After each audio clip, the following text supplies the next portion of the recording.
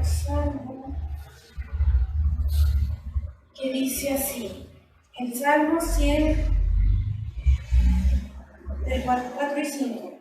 Entren por sus puertas con acción de gracias, vengan a sus atrios con himnos de alabanza, denle gracias, alaben su nombre, porque el Señor es bueno y su gran amor es eterno, su fidelidad es para siempre.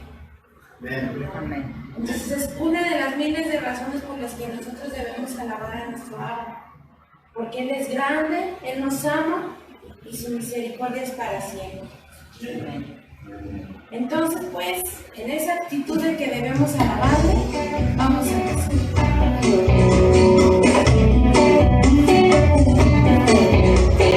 Mi corazón en adoración, eres tú, mi Jesús. El único motivo para vivir, eres tú, mi Señor. Yo vivo de nada, estar en ti, es mi luz y mi salvación. Pero de tu amor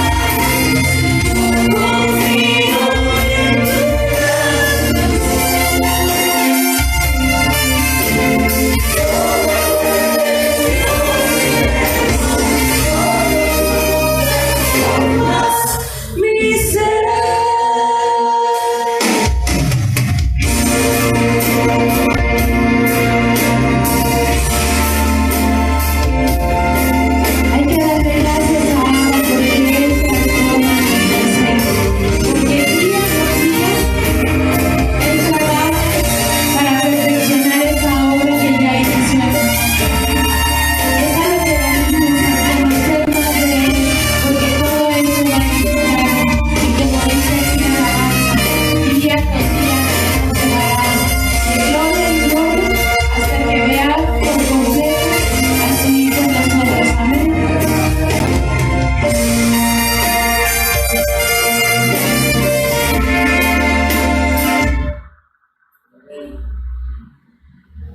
Amén, amén. Nuestro Dios eterno. Amén. Es el que nos ayuda y nos guía en todo momento y en todo tiempo. Bendiciones, shalom, shalom. Nos saludamos a nuestros hermanos. Ahora hablar de Ponerte en el pilar. ¿eh? Ponerte en el pilar. Sí, no está muy bien. Sí se escucha. No me dicen que me acerque porque luego no se oye. ¿Quieres micrófono? Me cohibo con el. ¿Sí? No, pánico. No, si quieren, nada. Sí. Si se Pero oye. antes de que lo apague. Sí, si quieren, vamos a. No me acerco.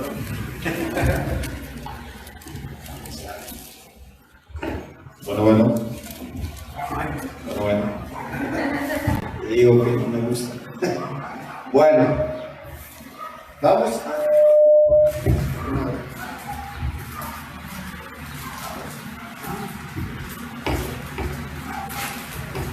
Se supone que ahí debería estar. Se ve la presentación. Bueno, la paso. Vamos a dar la partida.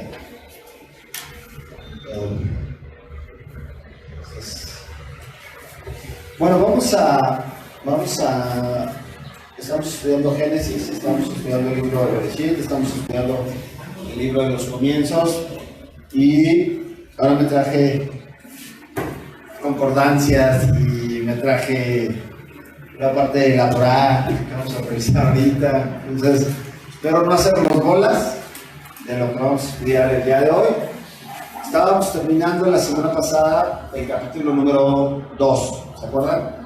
Revisamos el capítulo número 2 que tiene que ver directamente con la parte de la creación del hombre, ¿no? De la creación del hombre y del hombre, y veíamos la parte de la varona, ¿no? Cuando hablábamos un poquito que, por ejemplo, en la parte del judaísmo, en unas partes del judaísmo se hablaba de que en el capítulo número 1 Yahweh hace al hombre y dice los creó varón y hembra, pero en el capítulo 2 habla de que ya, bueno, pone a dormir a Adán y del costado de él saca a lo que es la varona, de la parte de los huesos, ¿no? Dice, esta será carne de mi carne. Cuando se la presenta a Adán, le dice, esta es carne de mi carne, y ¿qué le dice? Es hueso de mis huesos.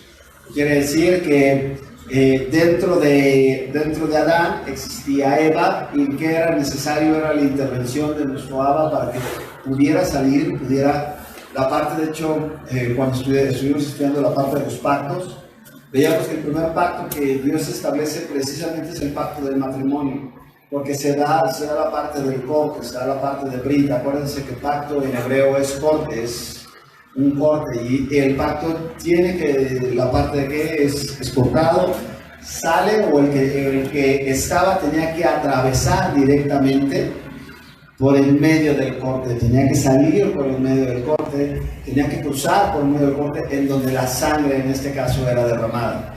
Y veíamos que en este caso la mujer es tomada y es sacada precisamente de la figura del varón. Aquí es bien importante, de acuerdo al estudio que estamos teniendo, recuerden que estamos viendo Génesis o Bereshit, pero desde una perspectiva de acuerdo a lo que dice Isaías, que es donde Yahweh nos habla de que nos cuenta el final.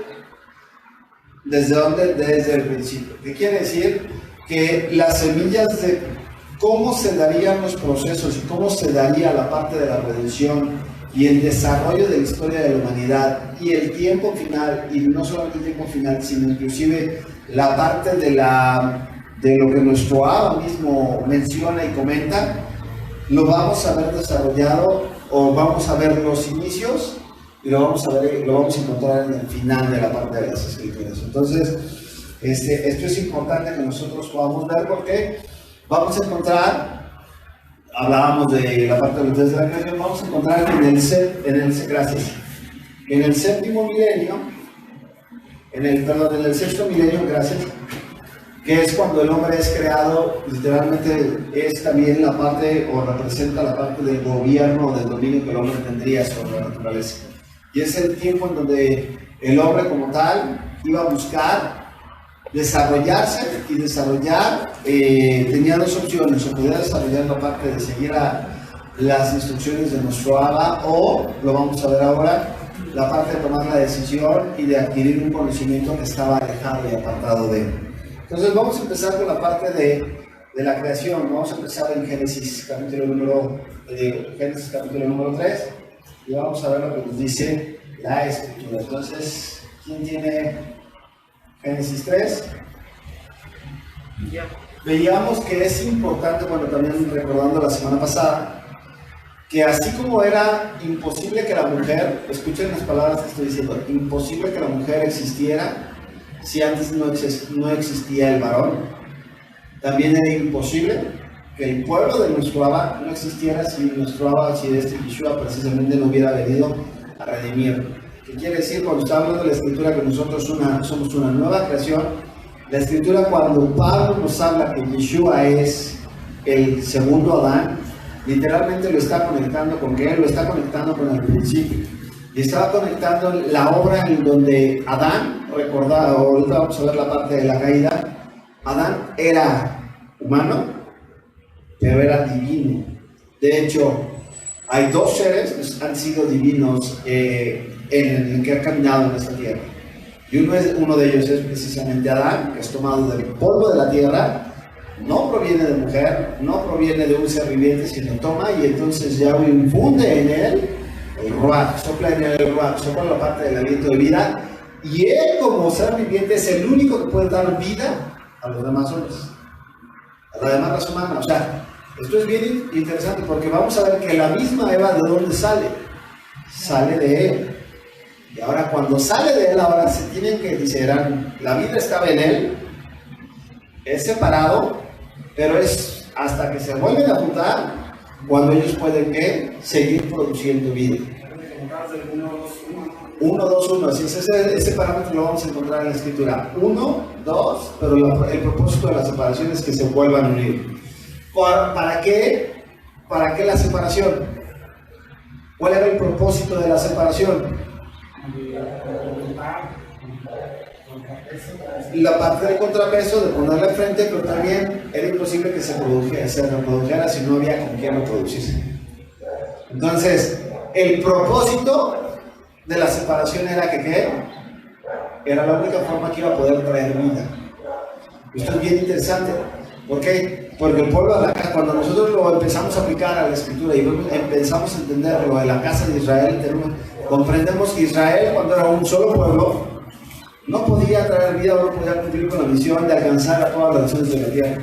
Pero era necesario que entonces se separaran. ¿Para qué? Para la hora de separarse, en la separación no hay vida. Ojo, en la separación no hay vida. En la separación, ¿qué se está haciendo? Se están separando, se está haciendo el corte, pero es cuando se vuelven a unir, cuando se produce, ¿qué? Se va a producir la vida. Por eso, cuando los discípulos están hablando, que están hablando de la restauración de todas las cosas, y la restauración de todas las cosas de las que está hablando Pedro es precisamente que Israel pudiera regresar. Muchas veces, ¿qué es lo que estamos haciendo el día de hoy? Por muchos años teníamos en el cristianismo, ¿no? En el cristianismo tradicional nos decían, es que nosotros somos un ente separado de Israel. Nosotros somos los judíos de un lado y la iglesia es otro lado. No hemos entendido, de acuerdo a las Escrituras, que esto no es correcto. La Escritura no habla en ningún momento, de tapa a tapa no habla del cristianismo. De hecho, el día de ayer publicaron en el enlace judío la historia de Pablo, el creador del cristianismo. de acuerdo a la perspectiva judía. Y muchos se metieron ahí, ¿no? No lo creó Pablo, lo creó Jesús, y Jesús vino. Entonces ya le dicen, yo voy a meter mi cuchara. Le digo, Jesús no vino, Yeshua no vino a crear ninguna religión, y mucho menos no vino a crear el cristianismo, pero mucho menos también a defender el judaísmo. No vino a enseñar judaísmo. Nosotros, el día de hoy, aquí en la congregación en Aleph Taf, no estamos enseñando judaísmo. No estamos enseñando judaísmo. Nosotros estamos enseñando volver a los mandamientos, volver a la escritura, volver a lo que el Padre estableció desde el principio. Entonces, era en esa separación en donde dice la escritura que Yeshua vendrá por quién, por su pueblo, y por aquellos que le adoren en qué, en espíritu y en verdad. Ahora, es bien interesante que, como hablábamos en Shabbat, si éramos olivo silvestre, ¿qué hace nuestro Abba? Nos injerta en el olivo natural para pasar. Ya no somos olivos silvestres, sino ahora ya somos ¿qué? Olivo natural, y Abba espera que demos los mismos frutos que da un olivo natural. No es de que yo no quiero dar ese tipo de fruto porque yo no soy olivo natural. Yo, aunque estoy injertado, sigo siendo olivo silvestre. O yo soy un chabacano, ¿no? O yo soy No, al ser injertado estamos alimentándonos todos de la raíz que es Yeshua. ¿Y quién es el que ha soportado a Israel? ¿Quién es el que lo ha sostenido? Es Yeshua, en todo momento. Y aquí vamos a ver entonces unos parámetros importantes el día de hoy.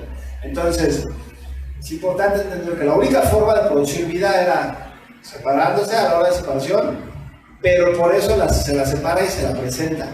Y entonces Adán entiende, ahora sí, esta es carne de mi carne, igual son Dios. ¿Qué quiere decir? La única forma en como nosotros podemos producir vida es cuando somos uno. ¿Cuánto? Cuando somos ¿qué? Uno. Uno en mente, uno en cuerpo y uno en alma. ¿Qué quiere decir? Cuando nos ponemos de acuerdo en las cosas y en los principios que Dios dice, producimos vida. Mientras estemos separados, es imposible que se produzca vida. No se puede. Oye, pero que si tú estás jalando para un lado y tu esposo está jalando para otro lado, no esperes que haya vida en tus hijos. Porque es hasta que los dos se ponen de acuerdo en la crianza de los hijos. Cuando los dos trabajan conjuntos en respetar la autoridad del padre, en honrar a la parte de la esposa, a la mamá, en trabajar en ellos, es cuando entonces en los chamacos vas a ver que hay ¿qué? Vida. Muchas veces creemos que en todos estos aspectos dices, pues está interesante, pero estos aspectos tienen que ver con aplicaciones prácticas. Mientras estemos cada uno caminando, podemos estar viviendo en una misma casa, pero no ser uno. Y la consecuencia es que el fruto que estamos produciendo, si no es un fruto de vida, entonces va a ser un fruto de muerte. No hay de otra. Dice la Escritura que todo árbol que nuestro Abba no plantó será cortado y sería ¿qué? Echado al fuego. Entonces, nuestro Abba nos ha puesto para que produzcamos fruto, pero que ese fruto permanezca y que sea un fruto de bendición. ¿Para qué? Para las personas que nos rodean. Entonces, vamos a ver la parte de Génesis capítulo 3. Y vamos a entrar con el primer versículo. ¿Quién no quiere leer? Del 1 al 5. Adelante. La serpiente era más astuto de todos los animales salvajes que Yahweh Dios había hecho.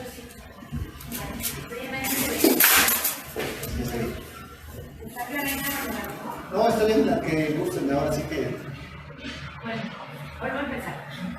Pero la serpiente era astuta, más que todos los animales del campo que Yahweh Dios había hecho, la cual dijo a la mujer: porque Dios os ha dicho, no comáis de todo árbol del huerto.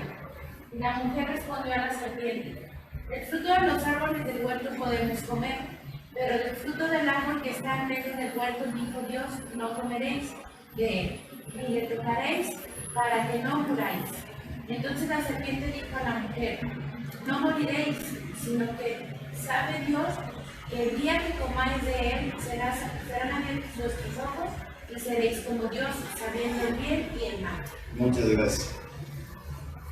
¿Se acuerdan cómo termina cuando Yahweh, en el capítulo 2, Yahweh crea al hombre y lo pone, le establece una tarea, le establece una función y le dice, te voy a poner para que quede, para que guardes y labres el huerto?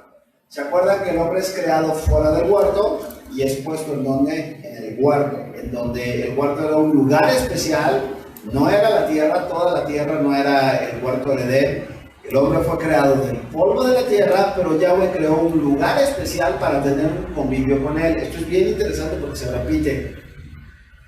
Porque vamos a ver que al final, en la parte de la restauración de todas las cosas, ¿dónde va a estar reinando Yahweh? Yeshua, en Jerusalén. Oye, ¿por qué no va a bajar a reinar acá en la colonia Roma? ¿No? Que no él es omnipresente y puede estar en todos, pues ¿para qué va a Jerusalén? ¿O por qué no va aquí a Aguascalientes, o aquí a Jardín San Marcos? ¿No?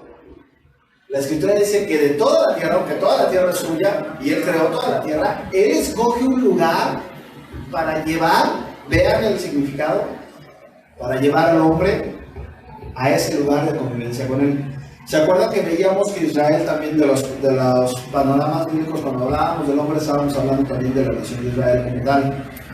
Y entonces hablábamos que el hombre se forma fuera del Edén, pero el hombre se forma fuera, pero habita dentro. Israel como tal es llevado a la tierra prometida, pero ¿dónde es? Se forma fuera. En las dos ocasiones donde se forma Israel no se forma en la tierra prometida. ¿Se acuerdan que les da la promesa a Abraham, pero cuando llega, está el hambre? ¿Qué hace Jacob? Hay hambre en la tierra y tienen que bajar ¿a dónde? Tienen que bajar a Egipto. Entran 70 familias y salen siendo todo un ¿qué? Salen siendo todo un pueblo. Cuando son llevados nuevamente, ¿qué hace el Señor? Por no obedecer, los vuelve a sacar, los esparce entre la tierra y entonces le dice ahora sí, cuando yo regrese, los voy a tomar, los voy a formar, se van a formar afuera, los voy a conjuntar y los voy a llevar de regreso. Entonces, es importante que nosotros podamos establecer y entender estos parámetros que se muestran a lo largo y ancho de todas las escrituras, ¿vale? Entonces, es importante cómo empieza, le empieza diciendo al varón, tienes que guardar y labrar. El capítulo 3 nos da la respuesta de qué tenía que guardar. ¿De qué tendría que guardar si estaba en un lugar creado por Yahweh, un lugar que estaba apartado del mundo, de la creación, era un cuarto donde caminaba la presencia de nuestro amado Yahweh? Literalmente estaríamos viendo que es la parte, y en el centro de ese lugar estaba el árbol de la vida, estaba el árbol del conocimiento de la ciencia. Veíamos que estaba el árbol del conocimiento de ¿qué? De la ciencia del bien y del mal. Ya establecíamos, yo soy un fiel creyente de que nuestro Abba no plantó en el huerto un árbol, no plantó en el huerto el árbol de la ciencia del bien y del mal. ¿Por qué? Porque en él no existe maldad. Y entonces cuando él está hablando, decía una persona, Dios no siempre nos ha puesto la bendición y la maldición, sí, pero la maldición será como consecuencia de la desobediencia de el mandamiento, pero no que el mandamiento te vaya a matar. ¿Sí me explico? Acá había algo en el árbol, y les explicaba la semana pasada, por ejemplo, es bien diferente que Yahweh te dijera, si comes del árbol te voy a matar. Como estás desobedeciendo, si comes del árbol te voy a matar. Sin embargo, la protección que nuestro Abba estaba poniendo alrededor, por eso da ese mandamiento, da esa Torah, le dice, no comas del árbol porque ese árbol está corrompido. En ese árbol hay algo malo que te va a matar. En ese árbol hay algo que se corrompió, algo que está mal, que te va a terminar por matar. ¿Por qué? Porque Satanás, dice la escritura en el capítulo 3, que la serpiente, ¿dónde habitaba? ¿Dónde estaba la serpiente?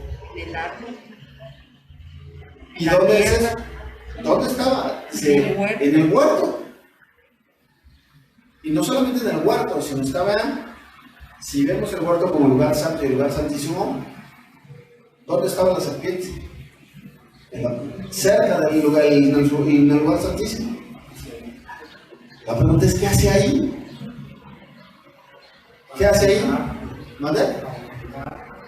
Sí, pero vamos a encontrar que por la naturaleza divina, ahorita vamos a ver, vamos a entender un poquito, nos vamos a tratar de adentrar un poquito en la parte de las palabras. Por la naturaleza que tenía, dice la Escritura, que revocables son los dones y llamamiento. Las características que, por ejemplo, tiene Satanás, o sea, Satán en este caso, es un ángel de luz. Fue creado para ser, ¿qué? Un ángel de luz. Y dice la Escritura que él se disfraza como un ángel de luz. Ahora bien, hay muchos ejemplos en la Escritura en donde Satanás puede entrar a la presencia de nuestro Padre Celestial. ¿Se acuerdan del libro de Job? El libro de Job va y da un parte, va y dice, ¿de dónde vienes? De rodear la tierra.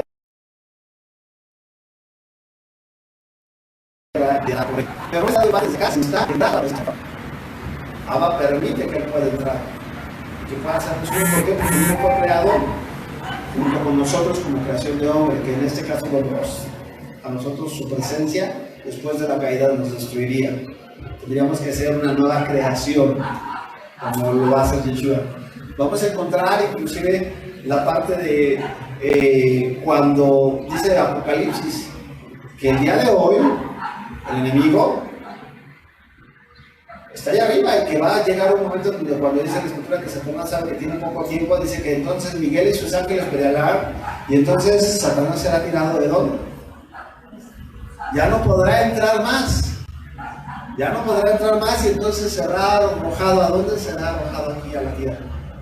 O sea, Sí. o sea, como una sí puede estar en la tierra y en el segundo cielo. Así es. Físicamente sí puede estar. Sí, él puede estar, él tiene esa capacidad, por eso él va y da parte. Por eso es una de las características que él tiene, él va y da parte. Bueno, los tres cielos. En los tres, porque él entra directo al trono de nuestro Abba. Entonces, por eso cuando le está diciendo, ¿de dónde vienes? Se tiene que llegar a reportar con él. Pues de andar por la tierra. Cuando dice la Escritura, ¿en qué momento va a ser arrojado? Hasta cuando nuestro Abba sabe que le queda poco tiempo y entonces es cuando viene la furia del dragón, la ira del dragón sobre los que guardan los mandamientos y tienen el testimonio de Yeshua. Eso es importante, sí. Eso es parte de lo que se habla de la llegada del Anticristo. Así es. O sea, entonces es lo supremo. Sí, claro. De hecho, acuérdense que hablábamos que Yahweh no creó el mal. Yahweh no creó el mal. Yahweh no creó a Satanás. Y vamos a ver que Satanás, Yahweh creó a quién? Creó a Lucifer, a Luz Bella, ¿no? A Lucero de la mañana que ponía. ¿Qué pasó? Fue hasta que se corrompió, para que hubo una corrupción en él, que entonces se pervirtió. Y la consecuencia es que todo lo que él buscará hacer en la vida de las personas es corromper el propósito para el cual Dios te ha creado. Es envenenar, es desviarte del propósito por el cual Dios te ha creado. Entonces, lo primero que vamos a ver aquí en la palabra strong, que la palabra viene ahí en la parte de strong, es Nahash. Es Nahash y viene en el Strong 51-55. Y literalmente se hace la parte de la traducción como áspid, culebra o serpiente. Pero viene de una derivación. Viene de una derivación y eso, por eso me traje mi Strong. Y dije, para que lo pudiéramos revisar. Se va a perder. Cuando nosotros leemos, por ejemplo,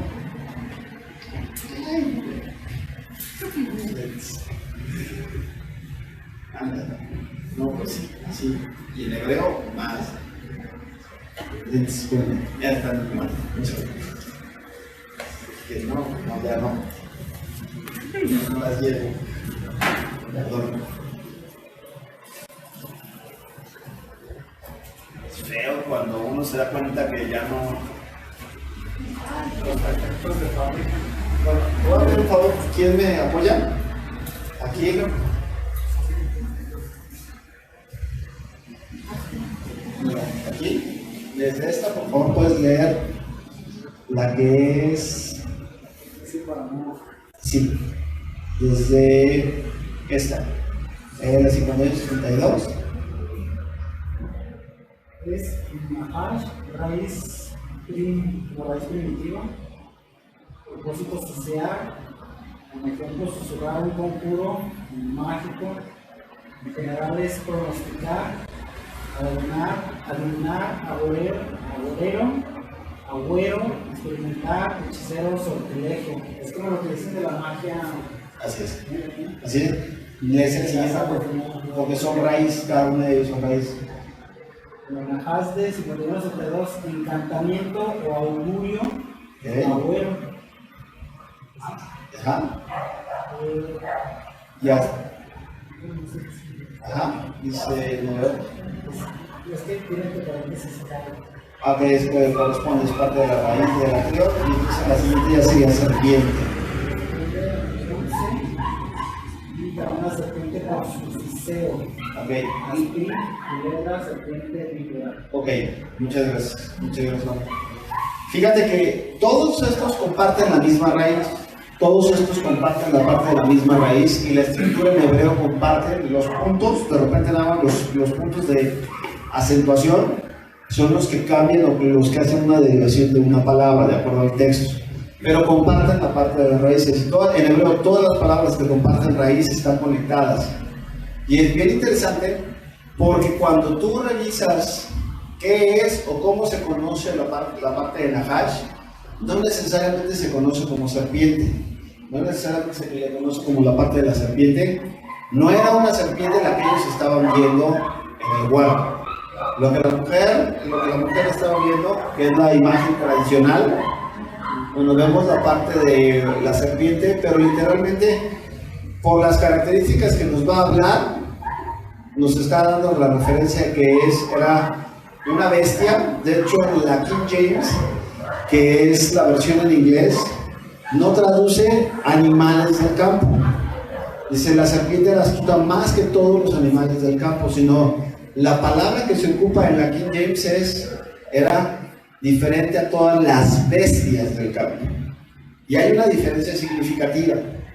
¿Por qué? Porque cuando ocupa la palabra bestia, tendremos que asociarla directamente con las bestias, con la bestia que aparecen en las visiones de Daniel y las bestias que aparecen en el final en Apocalipsis. Por eso cuando estamos viendo la escritura que va a aparecer la bestia, se está refiriendo a qué. Quiero que se queden con esa parte una de las raíces que se ocupa allí, dice, tenía la facilidad de qué, de encantar, de tener encantamientos, de echar hechizos, de tener. ¿Se acuerdan que veíamos que cuando alguien hace que una persona haga su voluntad, ¿se acuerdan que dice yo puedo obligar a alguien, enredarlo con mis palabras para tratar de que esa persona haga lo que yo quiero que haga? Nada más que ahí, esa manipulación, Yahweh la toma como hechicería. Porque estás manipulando a la persona. Y hay personas que buscan a través de diferentes medios poder lograr hacer que las personas hagan lo que ellos esperan. ¿Han escuchado la parte de histeria colectiva? ¿Qué es histeria colectiva? Cuando uno se pone histérico, se empieza a contagiar. Es algo que se empieza a contagiar. Muchos, el otro día veía un documental, ya lo había visto yo, pero de un falso profeta. De un falso profeta que lo están filmando, no sé si ya lo vieron. No, en Estados Unidos. Un falso profeta que lo están filmando y que es como de los años 80, 70, 80. Lo están filmando y empieza a vender los pañuelos ungidos y lo están filmando y está diciendo no, aquí la gente es muy fácil manipular. Dice, mira, yo entro a un lugar, dice, le pido cuento a la gente, me dice, no, pero unas gentes que no tengan $20, veo muchas viejitas dicen, no, pues ya $20 son tantas personas, me dice, pues fácil, en ese servicio me embolso $2,000. Y entonces si nada más tengo que llegar y las tengo que se levanten las manos y empiecen a repetir, bla, bla, bla, bla, bla, bla, bla, y sí, en el nombre de Jesús, recibe el Espíritu, ¿usted creía así? Y se la pasan haciendo un fraude, literalmente hacen un fraude y lo graban y además lo suben, y luego están contando el dinero en la cama y ahí tirado con un cigarro, y dicen, no, esto es muy fácil de manipular a esa gente. Bueno, esa gente cayó en la parte de ¿qué? La hechicería, en no conocer qué están diciendo. ¿Por qué? Porque se fueron por la vista, el lugar, la parte de las emociones. Tenemos que tener cuidado con la parte de nuestras emociones. Por eso el amor no es una emoción. Ya no siento, ya no lo amo. Mi coche ya se quedó sin gasolina. Como ya se quedó sin gasolina, ahí lo dejo. Me consigo uno nuevo.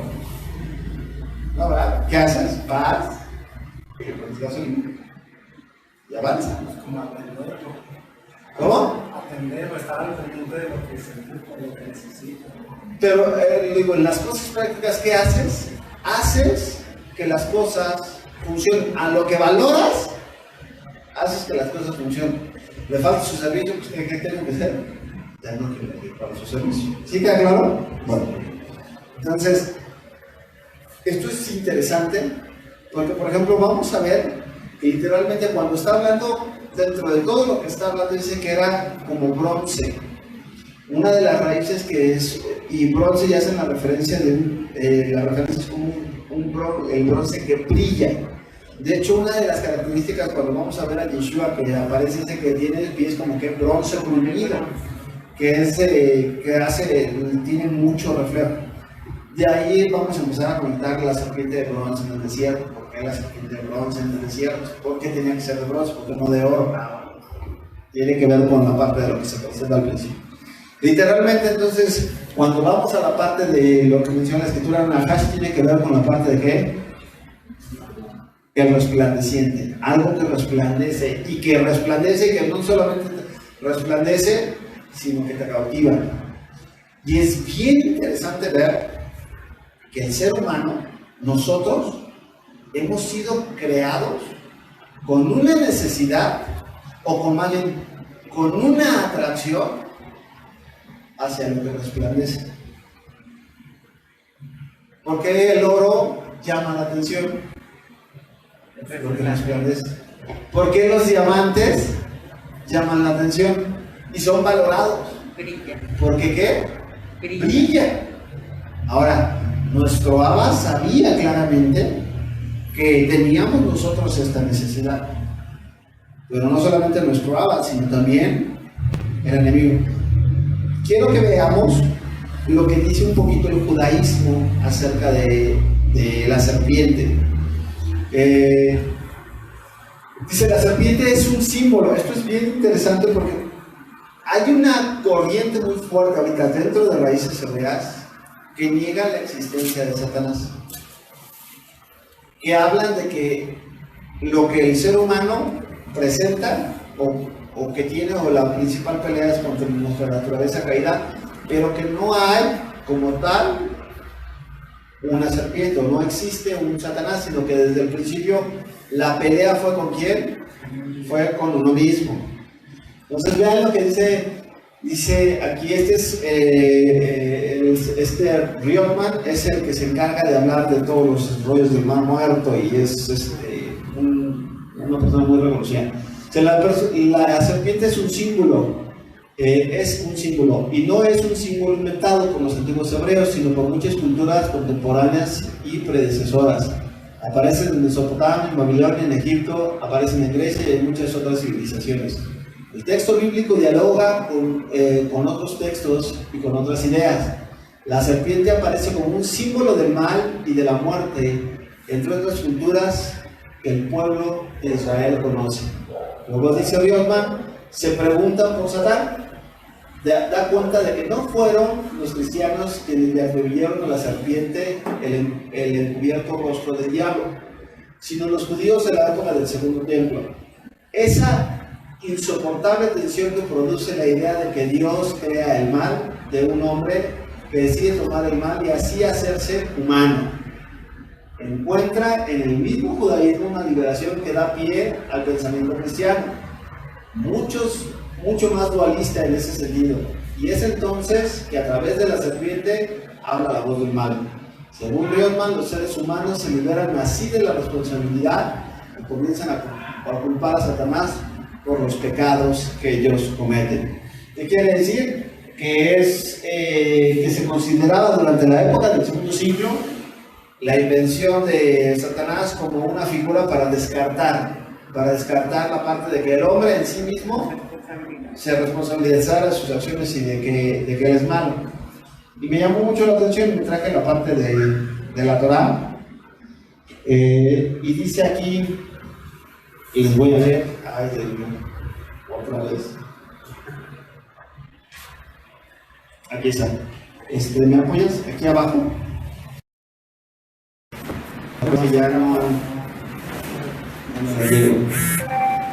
Aquí estamos hablando, la parte de la Torá, viene en el mismo texto que nosotros encontramos en las Escrituras, pero viene los comentarios que hacen, por ejemplo, la parte de los mismos rabinos. Y aquí es bien interesante lo que dice Rambam. Rambam es el que el día de hoy establece los 9 principios o parámetros del judaísmo ortodoxo en la actualidad. ¿Qué dice aquí, por favor? El Rambam define en el More Nehutim a la serpiente como aludiendo a la fantasía, es decir, a la desviación de la imaginación constructiva hacia lo ideal. Hasta ahí, gracias. Rambam, ¿qué es lo que hace? Literalmente dice, la idea del judaísmo, la idea de que se establece es que no existe una maldad como tal, es una parte de una invención. Y luego más adelante, cuando está hablando cómo se vence el mal, dice, ¿cómo vences a la serpiente? O cómo cuando dice aplastará su cabeza. Creo que viene aquí, a ver, no